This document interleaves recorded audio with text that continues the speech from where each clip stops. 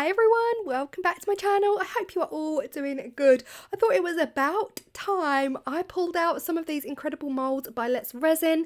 I'm going to link the video here if you missed it. I did an unboxing.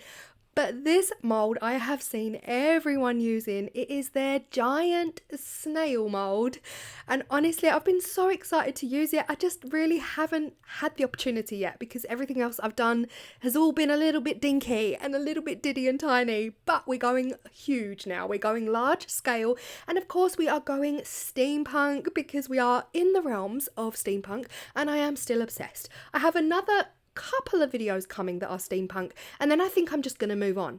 Steampunk has just given me so much opportunity. So the plan is to rest the mold on its side. I want to fill that shell with my steampunk kind of cogs and keys and all of those metal inclusions. So my plan is to prop it up on its side somehow, pour the resin into the shell so that we've just got that section that is clear. That was my plan. The resin I'm using for this tiny section here is the resin Turbo by Vista. So it's Vista Turbo. This is their fast cure resin. This is going to cure in around 5-6 hours. And I really just needed a small amount of resin for this section. This is just going to be the clear shell section of the snail where we're gonna see all of those yummy inclusions. So you saw me there. I just used my heat gun and I just tried to get as many bubbles out of that as possible before adding in the cogs and the inclusions. This is a little bit sped up because the process was not as fast as this. I was taking my time and resting them in quite slowly into the resin. They were definitely bringing up some air bubbles and I was happy about that because if the air bubbles rise to the surface, it's better than having them on the bottom, on the bum of the shell. Then it was a case of trying to play around with them. The resin at this point is super watery and of course they're all just sinking into one big clump in the middle, but I really wanted them to come up the sides and just add some more visual interest. When it comes to demold, we're going to see a little bit more depth and a little bit more interest. That's what I mean, a little bit more interest. So yes, this is the next morning. I did leave it overnight over to my Shadowfoam wall for my black pigment. All the details, of course, for everything in this video will be listed down below. That includes your discount over at Let's Resin if you fancy getting hold of this mold.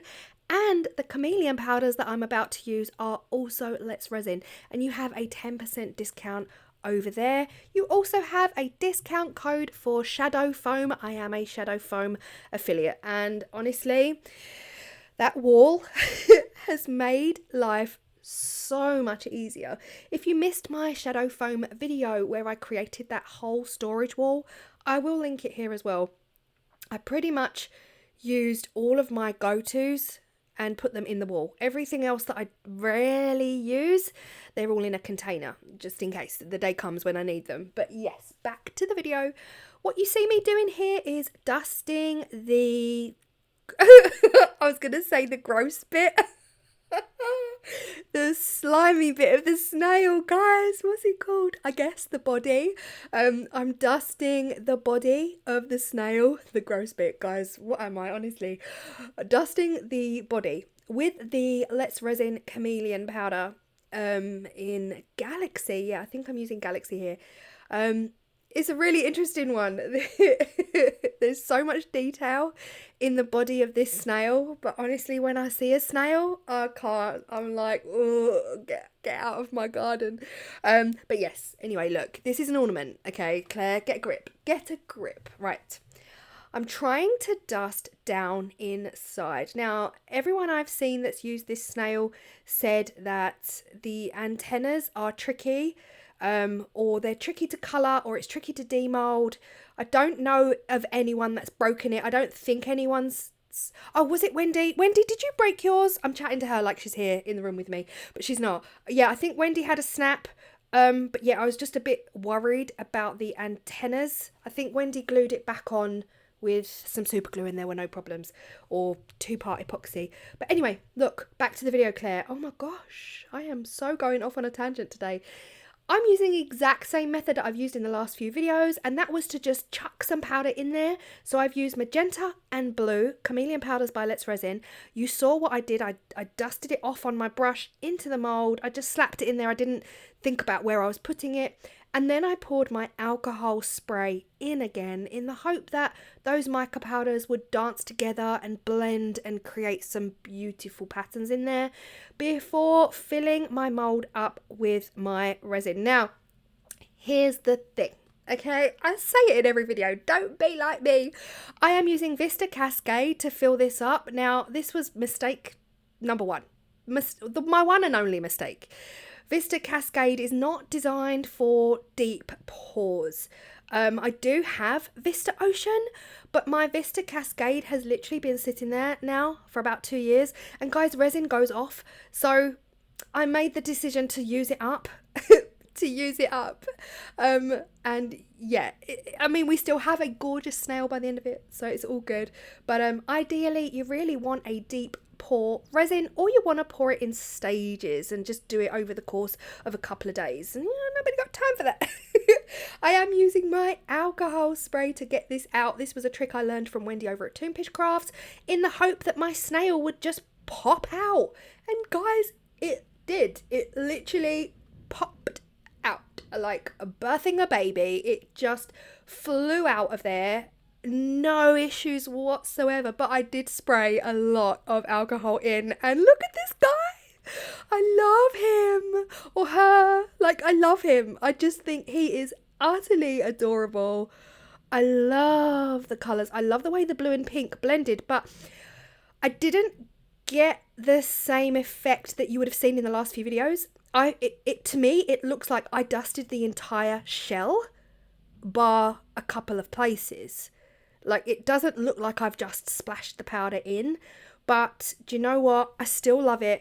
We definitely had an issue because Cascade is not designed for this kind of deep pour. We've got a couple of chunky almost, look here, like an exothermic weird layer. Like, it kind of probably did go exothermic in the mold and created a couple of dimples and dents, but hey, listen, I'm not mad about it. I'm not angry about it. I still think it looks super cool. We've got this weird ridge, and I checked the mold and it's not in there. So this is definitely the human error side of things. This was from my mistake, but overall, I love this so much. It screams steampunk. It looks like something out of a film, like a mechanical snail. You know, oh guys, you gave me the name of the film, didn't you? Waterworld, that was it. Waterworld. If you've been with me a few videos back, you know that I was thinking of a film and I couldn't remember. I think it was the initial letter C that I did. Yeah, I couldn't remember the name of the film, and you guys told me it was Waterworld.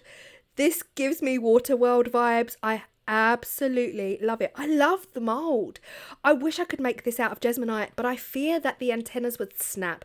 In fact, I'm pretty confident that the antennas would snap if I made this out of Jesmonite, to be honest. But yeah, well, Claire, calm down with the zooming in. We are zooming in to show you all of the little air bubbles that got caught in the shell, but does not take away from the piece. I absolutely love it.